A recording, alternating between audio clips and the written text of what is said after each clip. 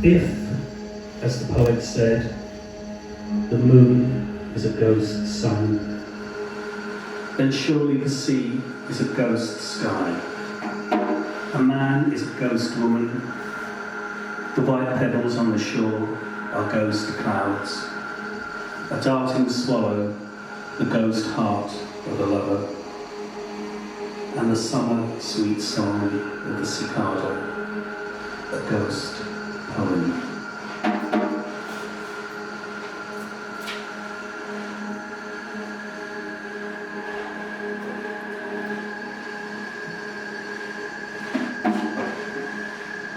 Week 1.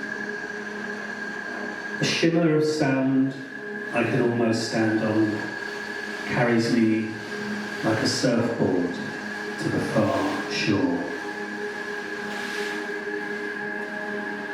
A shimmer of sound I can almost stand on carries me like a surfboard to the far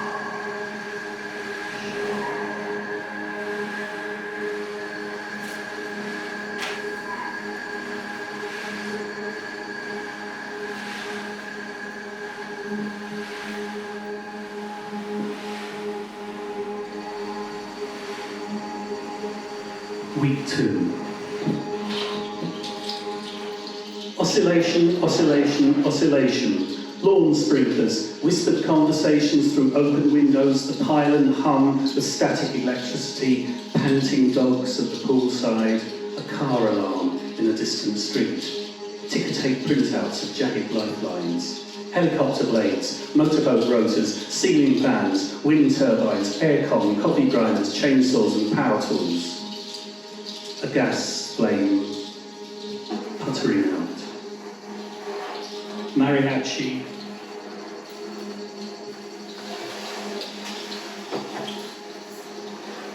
Mariachi, marimba, maracas, rattlesnakes. Oscillation, oscillation, oscillation, oscillaceration.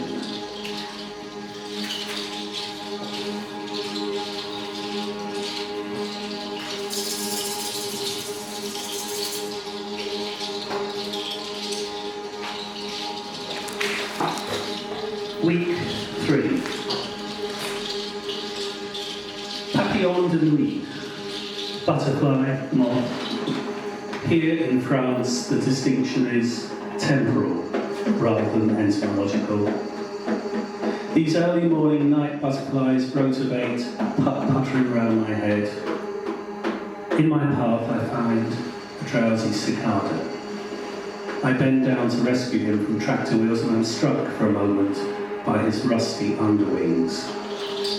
A woman passing by misconstrues my hesitation. "Elle ne pique pas," she says, "they don't sting."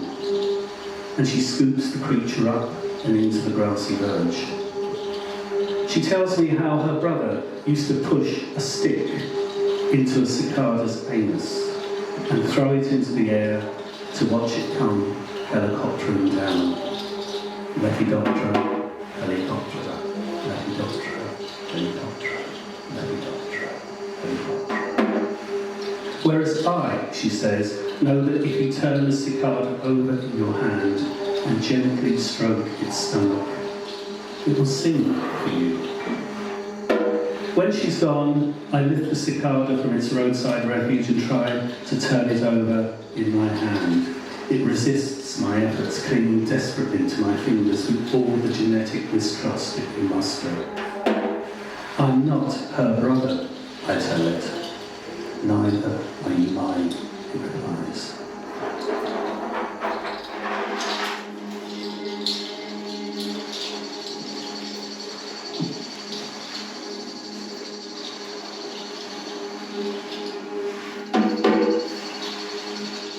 Week 5. You asked me for eternal life, O Titanus, so we could spend our days in paradise. Eternal life, but not eternal youth, O Titanus. Your negligence comes at a pretty price. Your body, like unripened fruit, O lover, your mind, unharvested, returns to seed. No more strength in loin, in limb, O lover. I am clearly not the goddess that you need.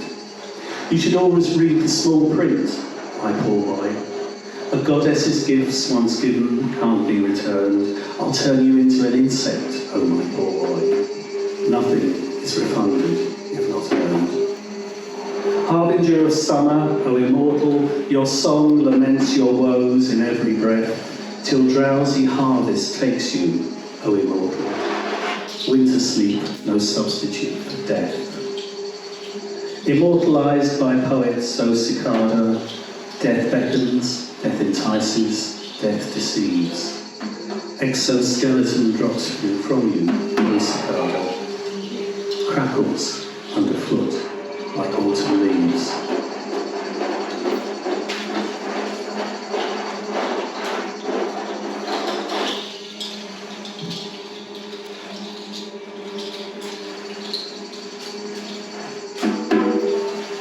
Week 6.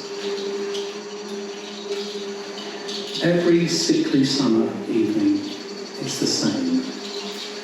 I sit at my desk, pen in hand, about to discharge myself. And then that shipwreck song, carried in on the torrid and tumescent air, draws me once again to the window where I'm pinned like a fluttering insect. My neighbour hoved away, humming softly, she goes about her nighttime routines. Through open windows, through layers of gauze and haze and steam, I glimpse her as she flits between kitchen and shower. I wipe away sticky breath as I wait for that moment when she stands by her moonlit bed and sheds her bath. That brief instant before she steps from the crumpled carapace and vanishes.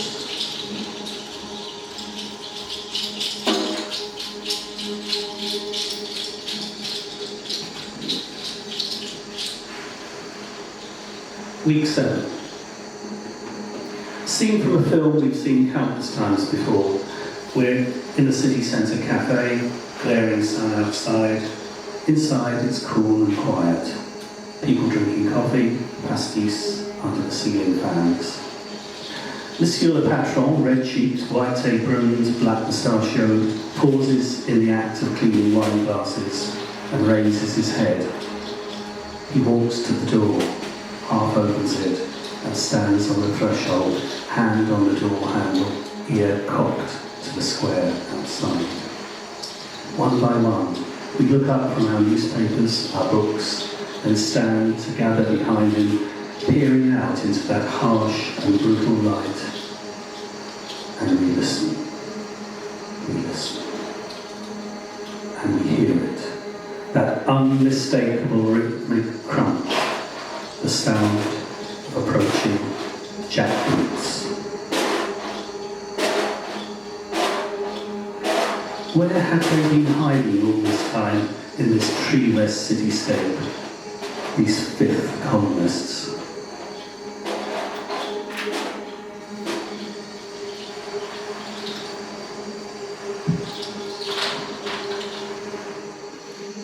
Week 8.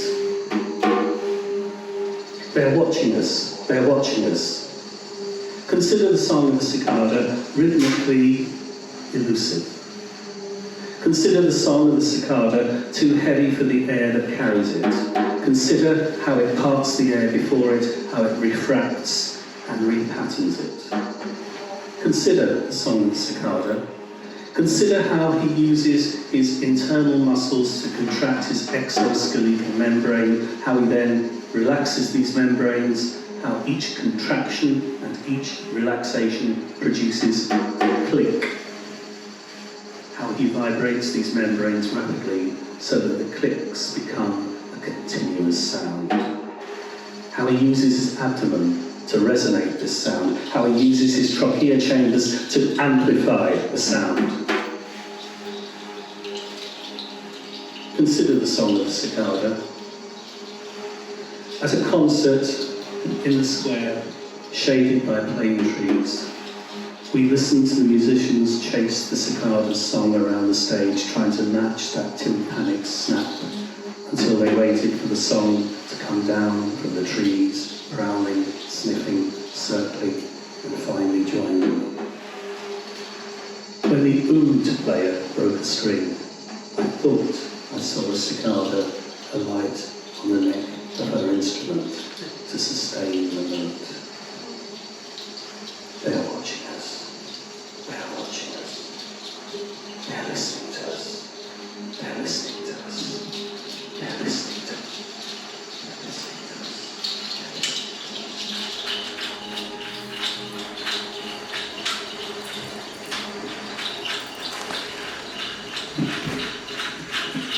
Week 9. In my car, a missile through the open window struck my temple and bounced off into the passenger well. An errant cicada squatting there, blearily, dead-eyed, red-eyed, beetle-browed and balefully unblinking, a hunch-over homunculus in an unseasonable overcoat. I stopped the car. I wandered about, unscrewing his head from his body, to take out and examine the ancestral layers within his squat Matryoshka figure. But instead, I opened the passenger door and waited for him to spring out.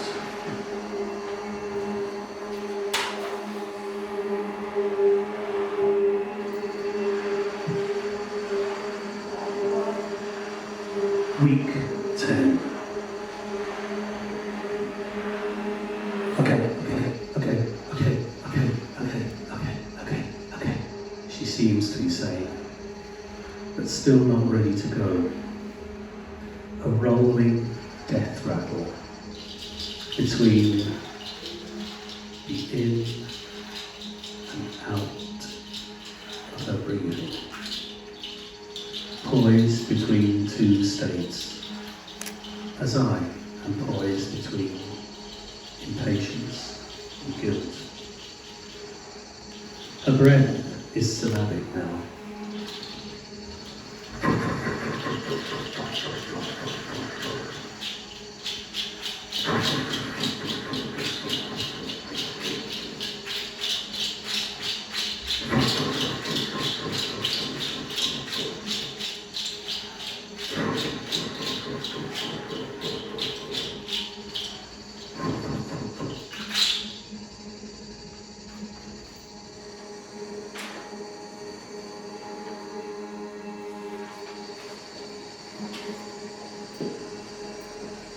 Week 11.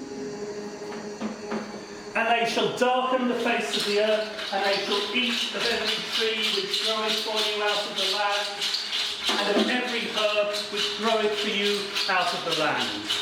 And they shall eat too of the vine, so the fruit of the vine shall perish, and shall produce no wine, in which your people may find easeful oblivion. And they shall eat too of the barley, so the grain of the grass shall also perish, and there will be no whiskey or vodka either. And lo, your people shall capture and kill these insects, but they shall be in such abundance that your efforts shall be as naught.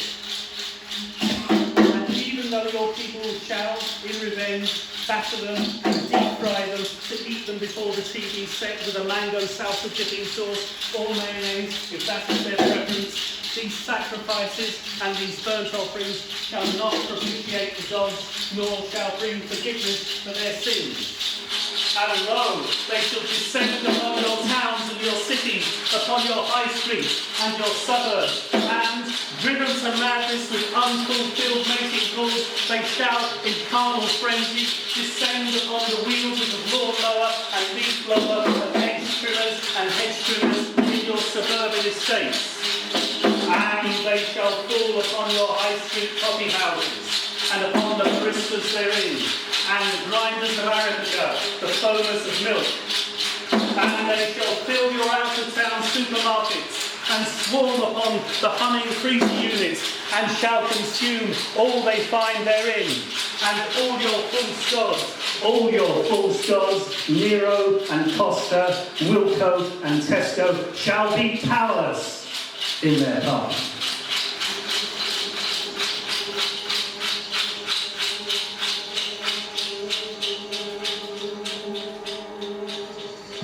Week 12.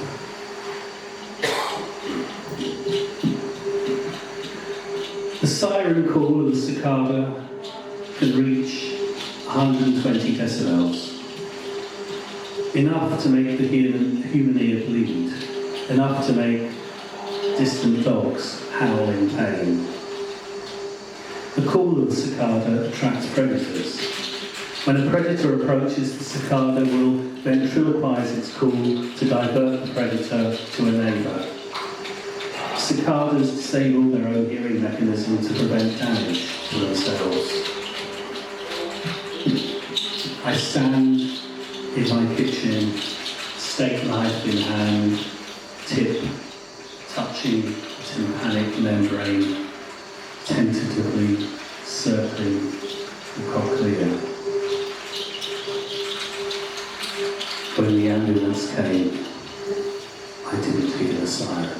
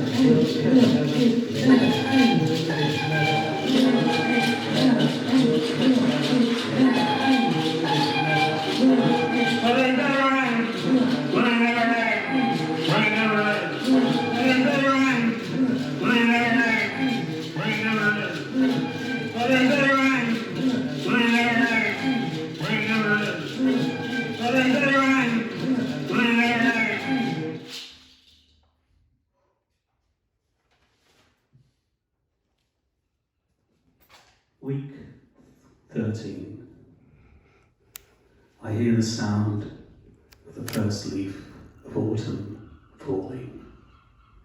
It crackles underfoot like the exoskeleton of a cicada.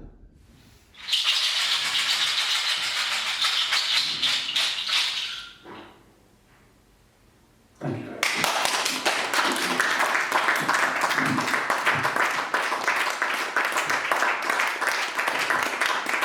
Seb Frey, ladies and gentlemen, come all the way up from London to be here.